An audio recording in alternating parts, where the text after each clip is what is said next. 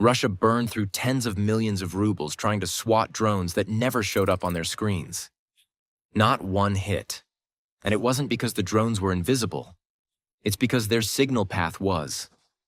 Tonight, we pull back the curtain on the secret link that cracked Crimea's air defense bubble.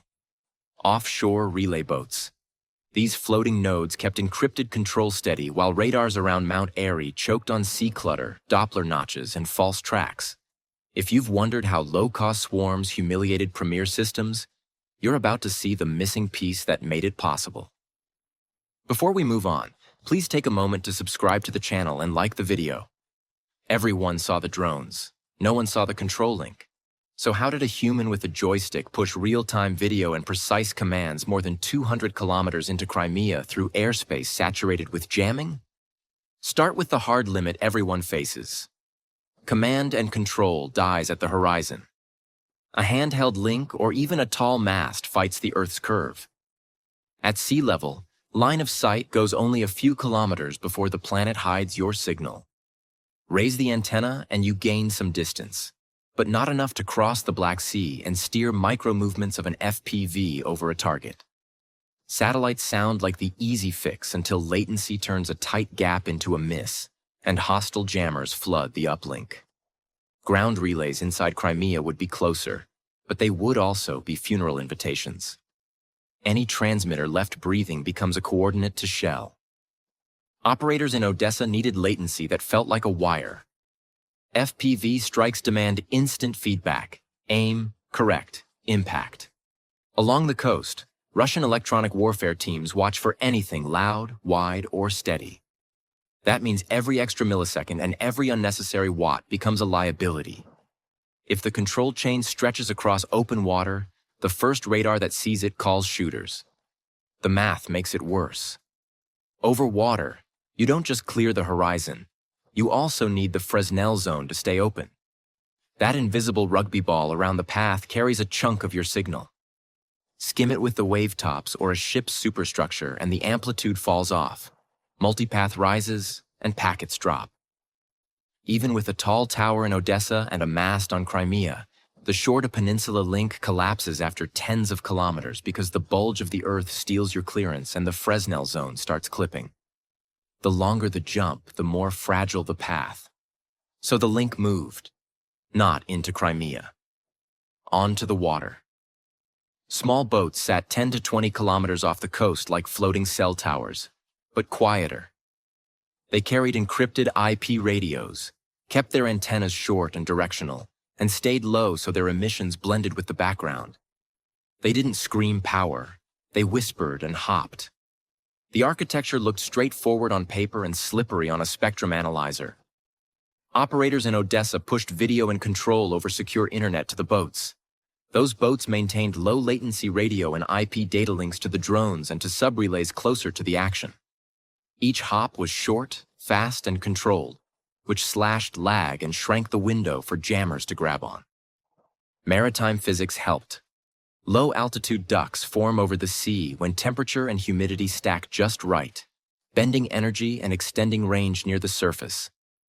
The water's smoothness steadies the path. Combine that with short, directional antennas aimed only where needed, and you cut intercept risk even further. The signal travels farther than the geometry suggests, but only for those inside the narrow lane. They didn't bet on a single boat. A staggered mesh ran along the coast, each hull covering a slice of shoreline and handing off swarms as they crossed. Traffic moved in bursts, hopped frequencies, and rode narrow beams that looked like threads on a map. An emitter hunter expecting a loud, steady node found only blips. There, then gone, while the control packets kept flowing. That's why the chain survived jamming. The last mile didn't slog across the Black Sea. It began a few minutes from the target, which meant Russian crews were hunting ghosts in the wrong sky. The drones didn't stop. They just stopped being loud at long range, and that silence is what bought time. With the link anchored at sea and the operators out of reach, the fight shifted inland, into radar math, and the edges of what surface search and air defense sensors can cleanly separate over land and water. If the missiles are deadly, Why did a Pantsir burn through millions of rubles and miss everything? Because what it saw wasn't a target. It was noise wearing a disguise, and the drones kept that disguise on from the shoreline to the antenna field. Step into Crimea's radar bubble. You have the 96 L6 feeding S-400 batteries, Nebo U watching wide with long wavelengths, and P-18 Tarik pulling low-altitude tracks. They're built to see far and cue shooters fast. The weak spot sits near the surface, where sea glare lifts the noise floor and treetop height hides small objects in the geometry. Surveillance radars like range and altitude. The drones offered neither for long.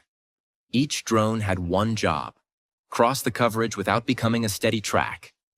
The second a radar held a coherent return, a fire unit could take a shot, and fighters could be vectored in.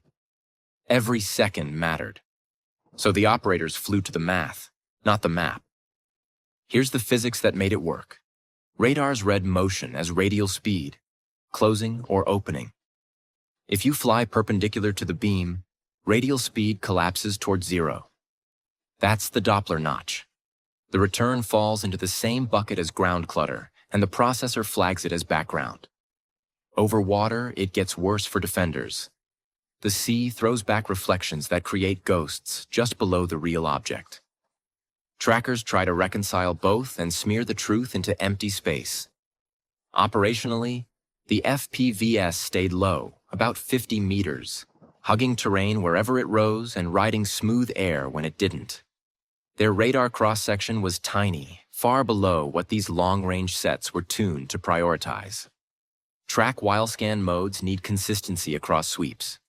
The drones denied it by keeping their vectors sideways, chopping radial velocity and letting the sea throw decoys. Any tentative lock lost coherence, and the computers gated them out as non-threats. Around Mount Arai, the pattern played out in seconds. A Pantsir battery tried to build a track from scan returns that wobbled between a weak point and a brighter ghost below it. Launch cues arrived off-center. Missiles chased an average that didn't exist in the sky. Guidance broke when the target slipped back into the notch, and the intercept geometry fell apart. Shots went high, low, and then wide as the algorithms fought the clutter instead of the intruders. This isn't magic. It's signal processing under stress. Raise the noise floor with sea clutter, set constant false alarm rate thresholds to avoid chasing waves, and small, slow, low returns drop beneath the bar. Add the wrong sea state and the false alarms climb, so the thresholds nudge even higher. Systems built for cruise missiles and jets end up misaligned against quadcopters and foam wings. The surveillance sets can see far, but not cleanly at knife-edge altitude. The point defense set can shoot fast, but not if it can't hold the track. Then came the hits. Shaped charges rode the video feed and pushed copper jets into the works. A 96 L6 took a strike on its array face, frying front-end receivers and the routes into its processors. Nebo U lost vital junctions after a breach opened the path to sensitive modules. P-18 had transmitter sections scorched, leaving it deaf where it needed to hear. With each module blinded, the chain from detection to fire controls sagged and then snapped. That's how the drones became invisible long enough to cut the eyes out of the network. Geometry and clutter opened a door that software could not close fast enough. With radars dark and the sea-link still humming, the follow-on effect was immediate, because now a handful of boats and dozens of FPVs could redraw the air picture before sunrise. The decisive weapon wasn't a warhead. It was a hidden network that shifted the last mile onto the sea and let physics handle the rest. Offshore relays, tight beams, and ducted paths turned a coast into a control room while radars groped through noise. Cost told the story too. A Pantsir burned 30 million rubles of missiles at drones cheaper than an iPhone. An Su-30 fired 4 R-73s, around 80 million rubles, and got nothing. So here's the question. If floating relays can blind a fortress, what happens when every coastline hides a mesh?